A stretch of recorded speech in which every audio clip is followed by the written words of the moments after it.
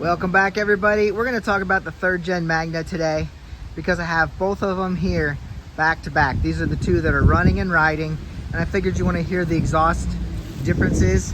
We don't have any baffles in the factory baffle exhaust mufflers, but you can hear the difference. We'll try and get it on camera for you of the beautiful Vance Hines full exhaust system. They're a little rusty on the inside, but if you remember, one of these sides was busted when we rebuilt this wreck, and I ended up finding another bike with the same pipes, so we were able to just swap on one side.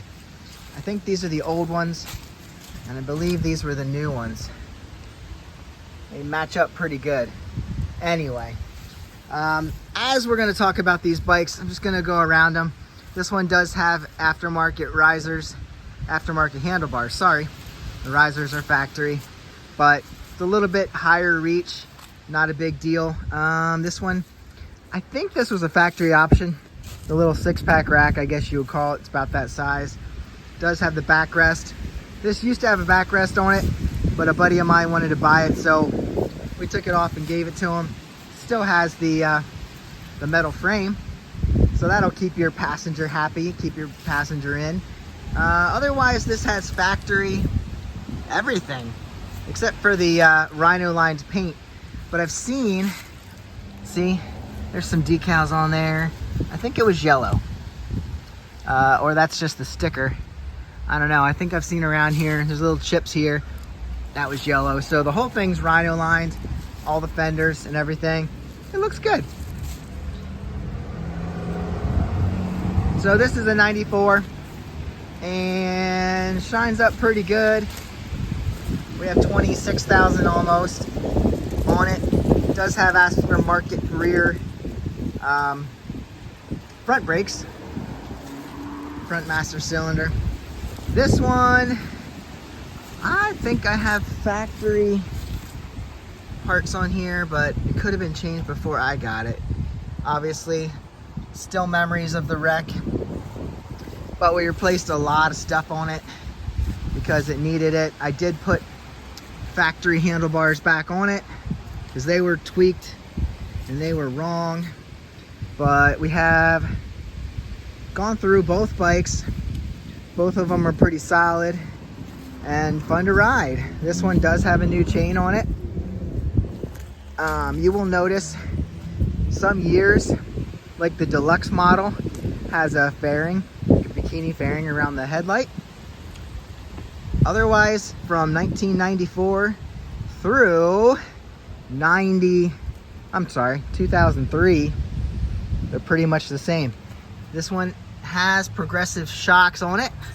Like I said, this side was beat up, so we ended up getting the parts off of that, taking off the bent up exhaust.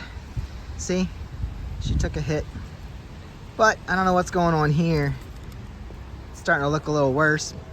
There's some filler under there from a previous repair. So anyway, it's cracked here, but no big deal. That doesn't get in the way. I guess we'll talk about them. You do have a drum oh my goodness, I can't talk. Drum brake on the rear. That's pretty much simple and easy to use.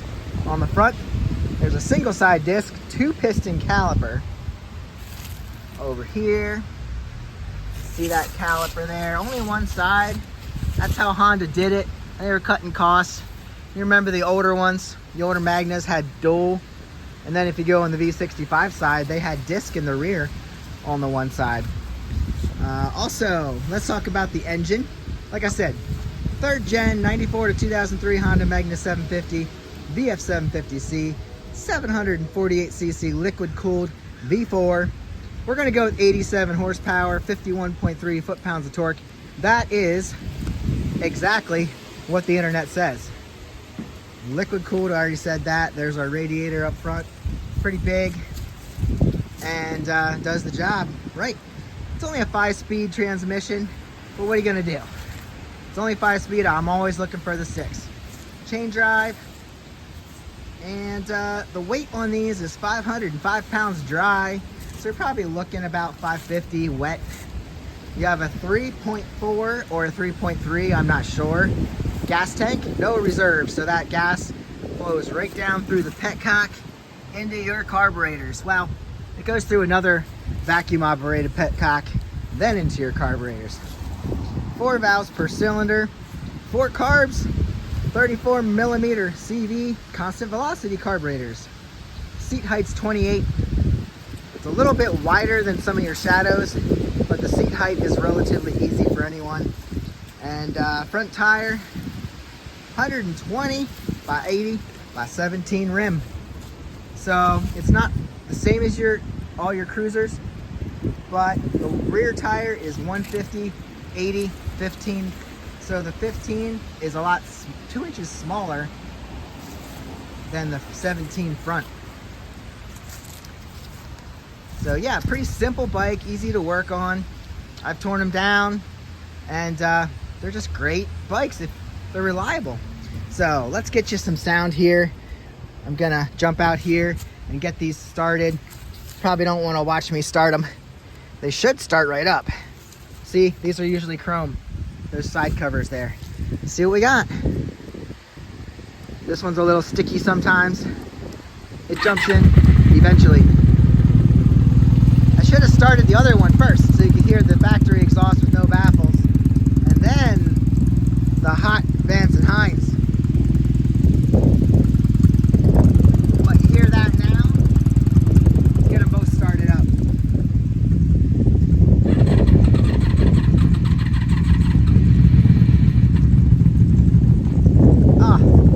It's a little tired.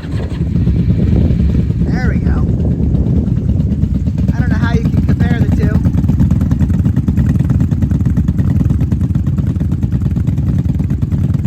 It's like they're fighting back and forth.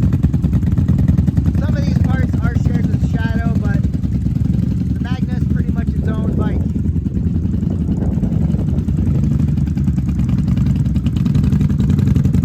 Until they warm up.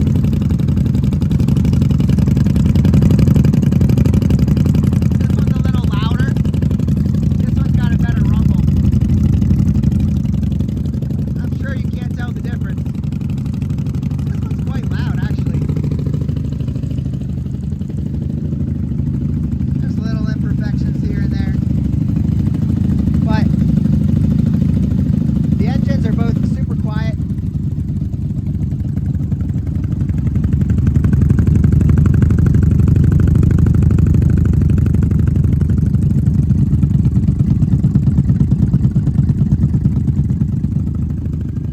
I know, it's hard to tell. I should shut down the choke on this one. They're both warmed up by now. Low, steady rumble. I'll get you a rev on this one.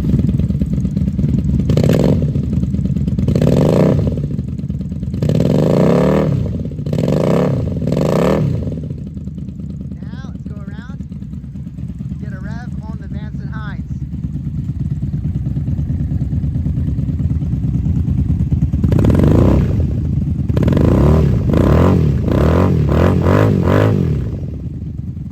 Here it's a little bit lower, a little bit throatier.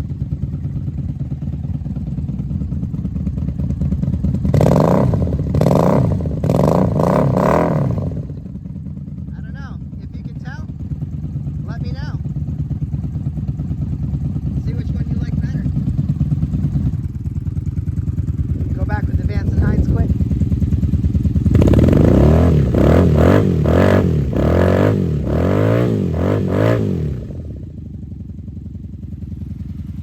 V4 perfection. This thing's well balanced.